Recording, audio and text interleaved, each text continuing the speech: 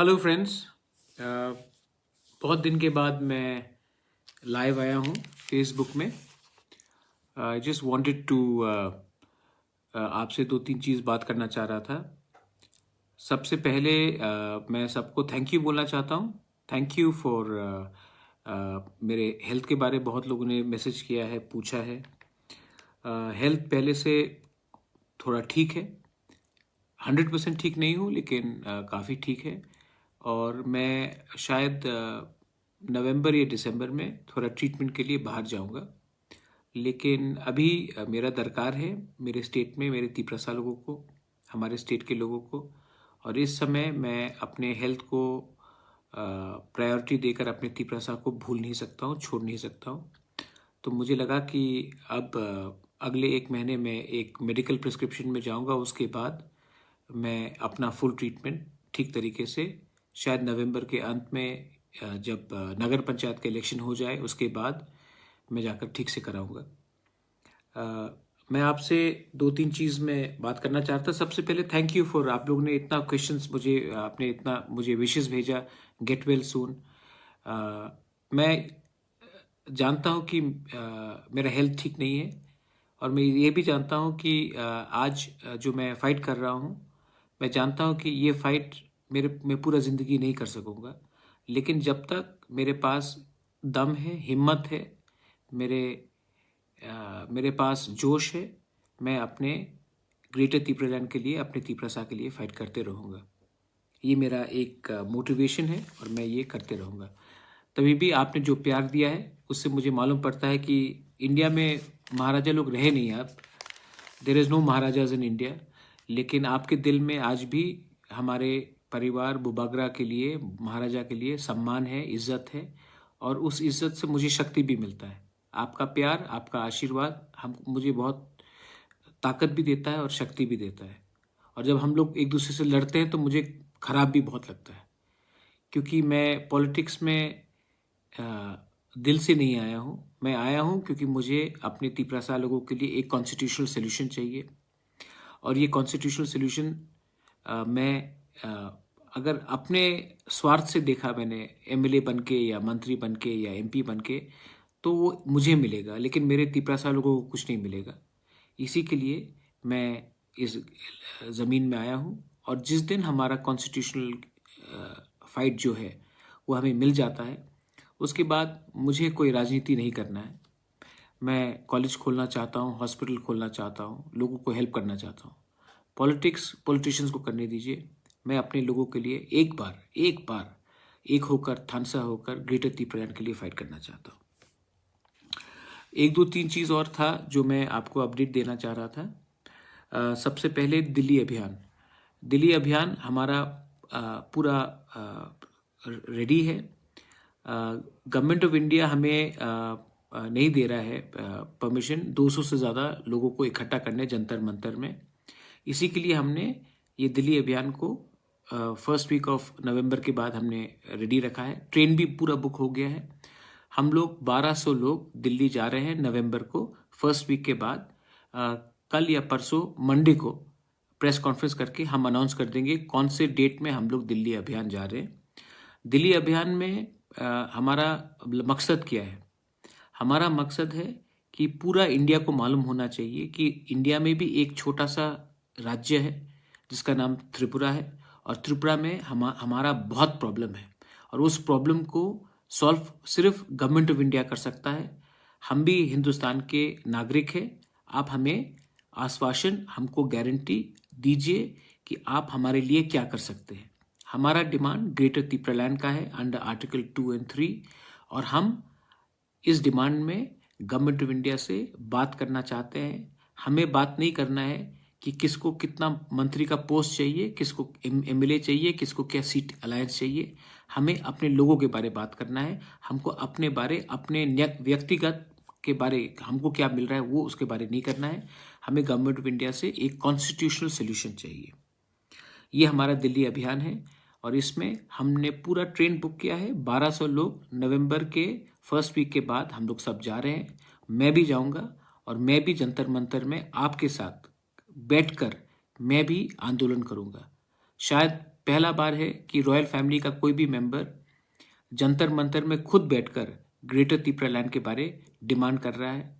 बहुत लोग बोलेंगे कि ये राजा महाराजाओं का काम नहीं है, लेकिन मैं सबको एक बात बोलना चाहता हूँ, सबसे पहले मैं तिपरासा हूँ, उसके बाद मैं बुबागरा हूँ। तो ये मैं कभी नहीं भूलूंगा और ये दूसरे लोगों को भी नहीं भूलना चाहिए। दूसरा बात है कि मैंने देखा है कि आजकल बहुत प्रॉब्लम चल रहा है बांग्लादेश में। पूजा के टाइम हमारे माइनॉरिटीज़ जो वहाँ में हैं उनके ऊपर अटैक हुआ है। बहुत दुख लगता है, बहुत ख़राब लगता है, क्योंकि कहीं में भी आप माइनॉरिटी को टारगेट करने से मतलब कि किसी को क्या मिलता है, वायलेंस से किसी को क्या मिलता है। तो जहाँ में मंदिर को जलाया गया, पूजा पंडाल को तोड़ा गया, माइनॉरिटीज़ को मारा गया, हिंदू लोगों को वहाँ में मारा गया, ये गलत बात है। और इस समय बहुत लोग इंडिया में भी बोल रहे हैं कि इसका हमको बदला लेना चाहिए मस्जिद को तोड़कर, इसको हमको बदला लेना चाहिए मौलवी को मारकर। ये गलत बात है। हम एक सेक्युलर स्टेट है और हमें दूसरे की गलती को देखकर उसको कॉपी नहीं करना चाहिए। अगर कहीं में उन्होंने मंदिर तोड़ा है तो हमारा जवाब किसी का मस्जिद तोड़ने का बात नहीं होता है। कहीं में अगर किसी का चर्च जलाया गया तो इसका ये मतलब नहीं कि हम यहाँ में किसी का रिटेलिएट करें। ये लोग जो कर रहे हैं बांग्लादेश में प्रॉब्लम, ये लोग फ्रिंज एलिमेंट्स हैं। और आज हिंदुस्तान का अगर पूरे साउथ ईस्ट एशिया में आप देखेंगे, अगर एक दोस्त है जो परमानेंटली हमारा दोस्त रहा है, वो है शेख हसीना। और वो हमारे जो बांग्लादेश के प्राइम मिनिस्टर है, इस समय हमें उनके ऊपर विश्वास करना चाहिए कि वो ये गुंडे लोगों को जिसने पूजा का पंडाल को तोड़ा है, वो उनको अरेस्ट करेंगे, उनके खिलाफ कार्रवाई करेंगे। यहाँ में अगर हम उन्हीं को अटैक करने लगेंगे तो उनका पोजीशन बांग्लादेश में कमज़ोर होगा। बहुत लोगों को समझना चाहिए कि ये जो हो रहा है बांग्लादेश में, ये पूरा प्लानिंग के साथ हो रहा है, एक कॉन्स्पिरेसी है। और इस समय हिंदुस्तान का अगर एक दोस्त है तो वो शेख हसीना है और उनको ऊपर हमें पूरा विश्वास करना चाहिए। और मेरा पूरा विश्वास है कि वो हमारे माइनॉरिटीज़ को प्रोटेक्ट भी करेंगे और जो गुंडे लोग ने, जो कम्युनल लोगों ने ये जो किया है उसके खिलाफ भी एक्शन लेंगे। लेकिन त्रिपुरा में भी बहुत लोग हैं जो रिटेलिएट कर कर मस्जिद को या चर्च को या कहीं में भी लोगों को धमका रहे हैं। मैं उनको वार्निंग देना चाहता हूँ, अगर उन्होंने गलती किया है तो इसका ये मतलब नहीं कि आप भी गलती करें। इमोशन सबका रहता है, लेकिन इमोशन का ये मतलब नहीं है कि अगर किसी ने किसी के घर में हमला किया या किसी के बीवी को अटैक किया या किसी को बहन को मारा या भाई को मारा तो हम भी ऐसी कर कर उनके जैसे बन जाए। तो मैं बोलना चाहता हूँ कि ऐसे जो वायलेंस हो रहा है त्रिपुरा में, जहाँ में हम अपने ही माइनॉरिटी को अटैक कर रहे हैं, हम में और दूसरे देश में क्या फ़र्क रहेगा अगर हम अपने देश में अपने माइनॉरिटीज़ को प्रोटेक्ट नहीं कर सके। त्रिपुरा का एक अलग कल्चर रहा है। त्रिपुरा में महाराजा त्रिपुरा ने शुजा के लिए मस्जिद बनाया। आज भी उज्जैनता पैलेस में हफ्ते में 2 बार नमाज पढ़ा जाता है पीर बाबा आकर। त्रिपुरा का रॉयल फैमिली ने कभी धर्म के नाम में किसी को डिस्क्रिमिनेट नहीं किया है। मैं अपील करना चाहता हूँ कि आज के दिन हमें भाई बनकर, दोस्त बनकर रहना चाहिए और धर्म के नाम में किसी के संग आपको फाइट करने से कुछ नहीं मिलेगा। मुझे चिंता है कि बांग्लादेश में जो हो रहा है वो हमारे पूरे क्षेत्र के लिए खराब है। अगर शेख हसीना कमज़ोर हुई और बांग्लादेश में कम्युनल एलिमेंट्स आ गए तो आज के दिन 1 crore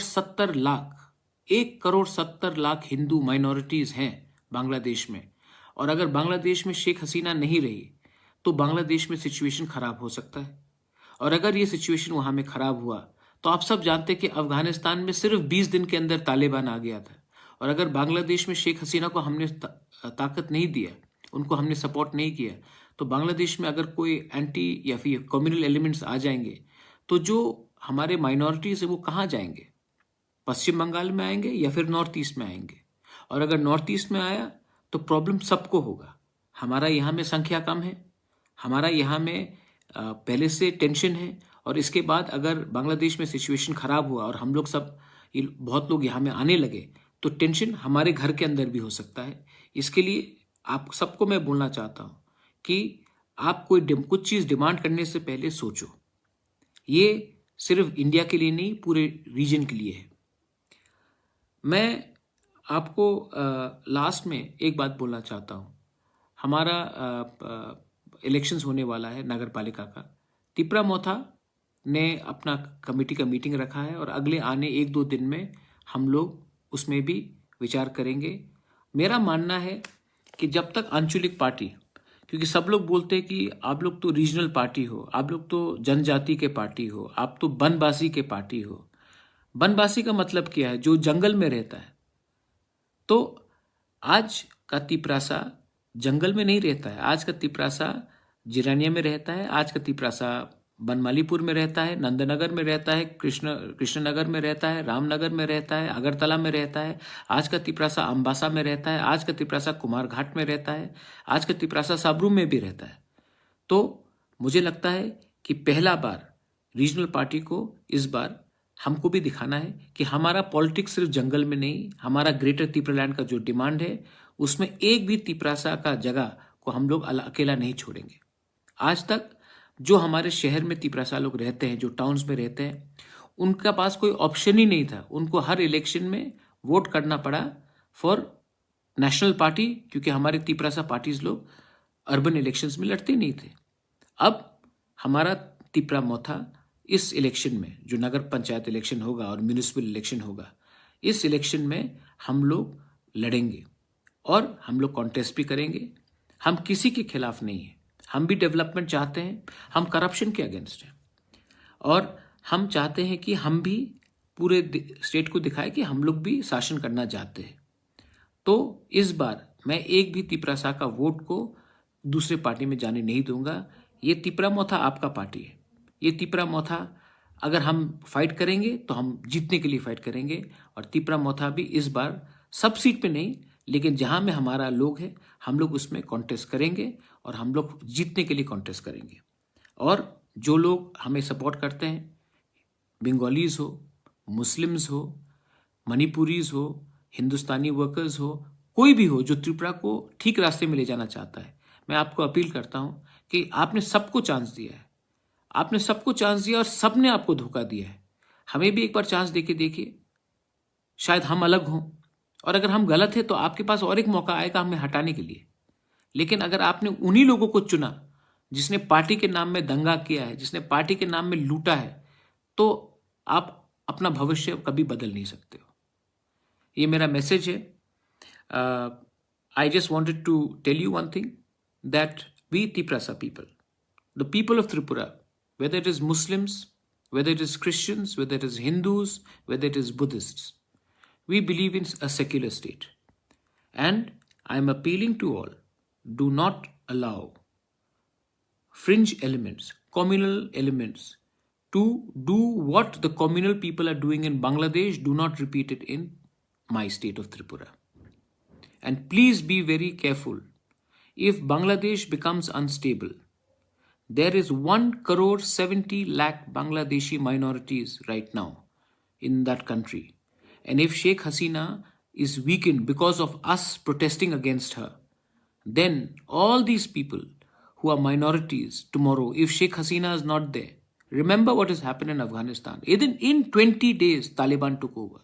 If Sheikh Hasina is weakened, what may happen in Bangladesh will directly affect the Northeast and Bengal, because lakhs and lakhs of people then, if they are insecure, will cross over to India, and our population is small and we will get in further problems and further complication. That's why I'm saying the time for us, for Thansa, for unity is very important. Believe me, we are fighting not for ourselves. Pradyot Manikya अपने लिए fight अब नहीं कर रहा है। मेरा health भी नहीं है, मैं जानता नहीं हूं मैं कितना साल जिंदा रहूं, लेकिन मैं एक बार अपने तिपरासा लोगों को कुछ गवर्नमेंट ऑफ इंडिया से दिलवाना चाहता हूं, और वो मेरे लिए नहीं, हमारे लोगों के लिए है। मैं सबको प्यार करता हूं। I love all of you all. आपने मुझे इतना प्यार दिया है, सम्मान दिया है। मेरा हेल्थ पहले से काफ़ी अच्छा है और मैं आपको बोलना चाहता हूं, दिल्ली तो हम लोग जाएंगे, अभियान तो करेंगे, और उसके बाद हम लोग, भगवान करे, बाबा गरिया करे, सुब्राय करे, खुदा न खास्ता करे, हम लोग आने वाले दिन में जीतेंगे भी। 2023 में हमारा लास्ट फाइट होगा और ये लास्ट फाइट में ये मेरा फाइट नहीं होगा, ये हम सबका फाइट होगा। बेलाइनो हम बाय, धन्यवाद, थैंक यू और कहाम।